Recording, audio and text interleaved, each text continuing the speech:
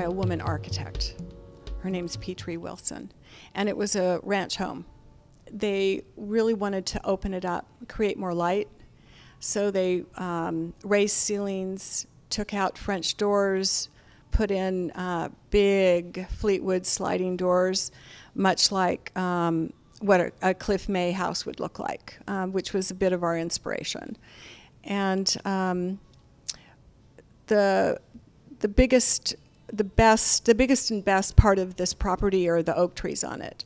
So we really wanted to try to tie in the property to the house and create a relationship that was natural and fluid. So every design decision we made, whether it was the paint on the walls or which part of the interior brick to keep, or the color of the wood floors or the size of the planks of the wood floors, or every bit of furnishing, those decisions were all made in order to accomplish the main goal, which was to bring the outside in and the inside out. And the doors are Fleetwood sliding. They actually slide one on top of one another. There are 3 of them on each side at right angles to one another. So you have an entire section of the house that's now open to the backyard because of them. It's just a wonderful place, whether you're in here in the morning or at night. It's just it's the anchor for the house, I think, because of these doors. Yeah. There's a freedom to this house because it's so open, and it's what I call soft minimalism. It was challenging initially because when I was hired for the job, there was nothing in this space. It was completely empty. There wasn't a cabinet or an appliance. And so where I started in terms of getting this designed was to talk to the owners about how they cook, how they live in a kitchen. And it turns out Kurt is the cook. He is a chef, and he loves to cook. And so he took me through the steps and really explained to me what he needed. And then Nikki told me about the children. There's 4 children. There's 2 cats, a dog, and 5 chickens. And she really needed a place and wanted a place where they could all gather to eat breakfast and lunch that was still part of the kitchen.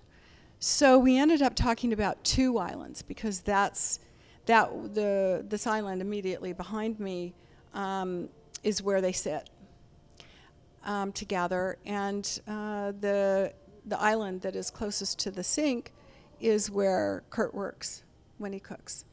But the challenge was we needed to create 2 islands and have them be different enough where your visual was still okay, where it didn't get redundant.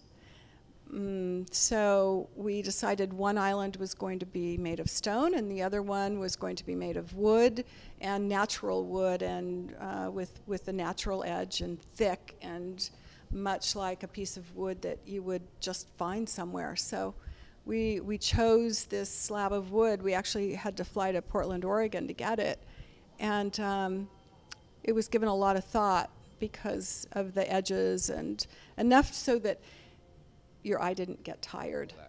It's the biggest challenge, finding sources. If you, for a designer, if you have something in your brain that you feel is going to work, or that you really want to see in a house, but you can't find it. So most of what you see has not been sourced. It's been custom made. Okay.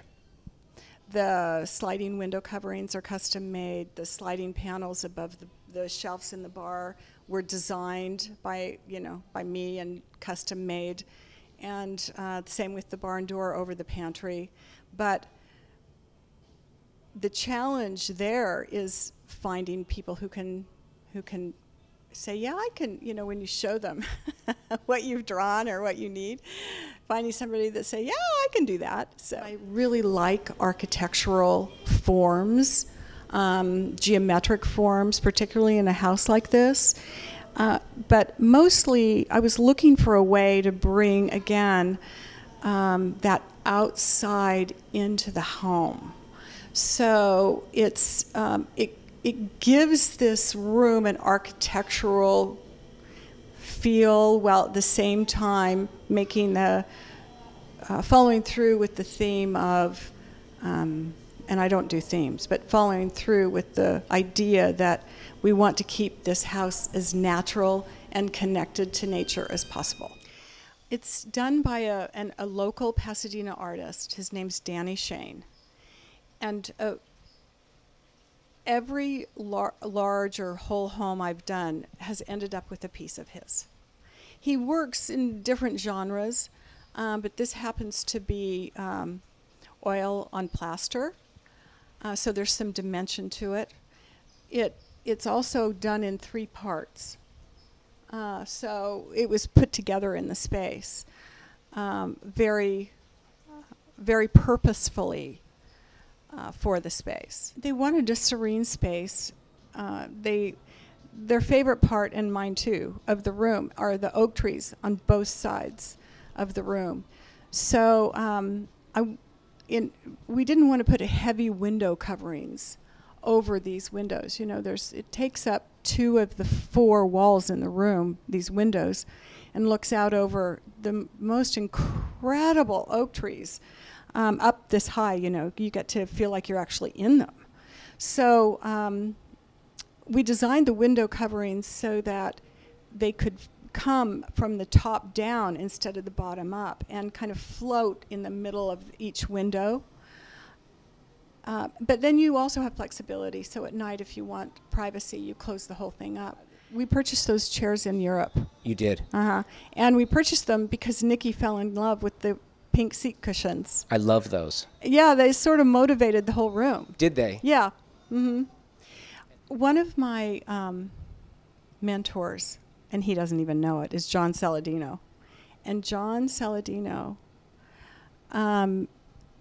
will use these pastel colors like pink or pale violet in living rooms and dining rooms. And so I remembered that when Nikki said she really fell in love with these chairs that had pink seat cushions. And I thought, this might be our opportunity to bring in just a little touch of something. And I like pink against the dark, dark brown, black doors and windows. You know, it's a good, and then, you know, you foil it with the cream.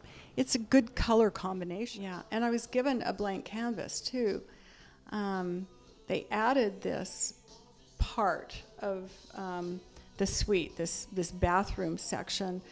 And so when we walked into it, it was just the space. It was the high ceilings and the windows and some white walls, and it was really fun to try to imagine and work on,